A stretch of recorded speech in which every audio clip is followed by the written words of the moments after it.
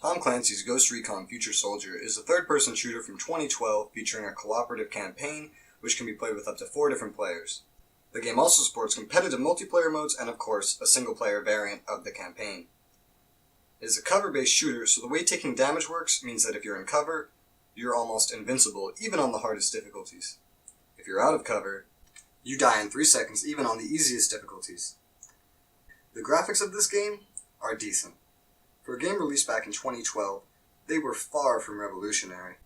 But combine this with the game's severe lack of optimization on PC, the lack of a properly functioning VSync option, and a frame cap of 60 frames per second, the graphics and performance of this game are far from a reason to buy this game. Speaking strictly of performance, it's actually a reason not to buy this game. As for the animations, they're pretty good for the main characters, but for everything else, they're bad.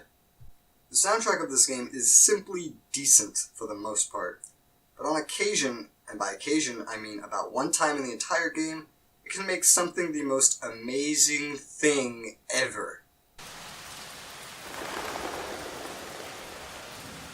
What the hell? Ambush! Get down! Shit, we're right in the kill zone! Cover to cover, work your way out! Under heavy fire! I'll get you clear! We're tearing him up! Got one! They're repositioning!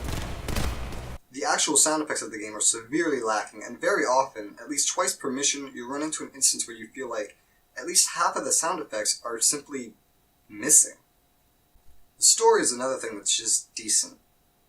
Throughout half of the game, I personally found it very difficult to care about anything happening because after you complete a mission, everything that happened a mission or two before is now completely irrelevant.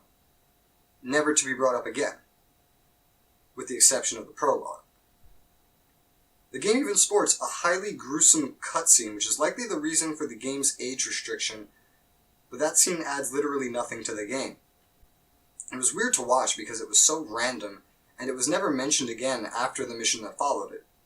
It's like it exists solely to get shock value, and if you've played video games for a while, it's really not all that shocking. The gameplay is where my biggest gripes with this game lie. The core mechanics of hiding behind cover and shooting are alright. Unfortunately, while you're looking around, your character also likes to switch which over-the-shoulder perspective he's using, occasionally messing up your aim or making you unable to see your target.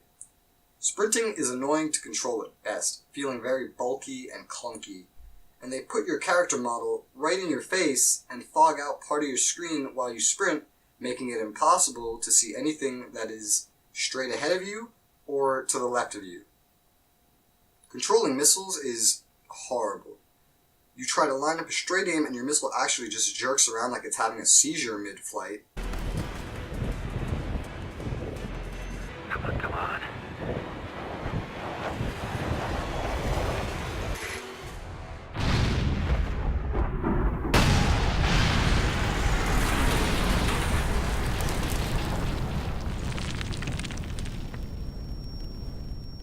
The game also features many on-rails portions that some gamers may object to. It does contribute to having a more cinematic experience, but it does sort of break immersion when you go from having freedom of movement to suddenly not being able to look 2 inches to your left because they want player 3 to kill that target, not you. You have 2 options to approach each mission usually: stealth or going loud. But it's important to note that there are no free stealth mechanics in this game. There is a stealth mode. Once you break that stealth mode, every enemy immediately knows your location, even if you're cloaked. You cannot get stealth mode back until you kill every last enemy in your current objective. There's something else very important to note as well if you're here for the campaign. This game was designed as a co-op game. No dev ever seemed to expect anyone to play it without a full group of 4, because let me tell you, your friendly AI are the most unrealistic companions I have ever seen in any game ever. They completely lack stealth mechanics. They run around and get hindered like they're trying to be stealthy, but once you see them literally run past enemies or stand right next to them, you realize that's just for show. They do not exist during the stealth mode of the game. They do not exist. To support that, allow me to highlight another point. They cannot shoot in stealth mode. While you can queue up targets and order them to shoot them, guess what? They're not actually shooting them. It's an instant lock-on and kill mechanic that is not hindered by any physical barriers.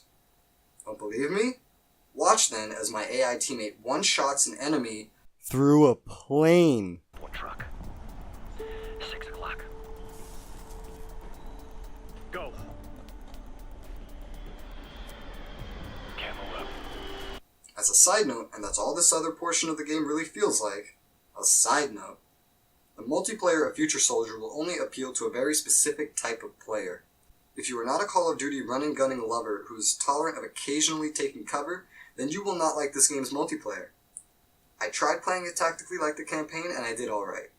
But once you turn it into a run-and-gunner, you come out on top of the leaderboards by miles ahead of anyone else. Overall, Ghost Recon Future Soldier is a good example of how not to do a Ghost Recon game. While it did have some awesome moments in it, that's all they were. Moments. Ghost Recon Future Soldier is not worth your attention unless you get it on sale and have 3 other friends to play the campaign with. It is a below average game and earns a 4 out of 10 because of that. There were much better games to play in 2012, and are far more better games to play now. It was fun, but the fun mostly came from laughing at just how bad it really was. Thanks for sticking around. I'll catch you guys on the next one.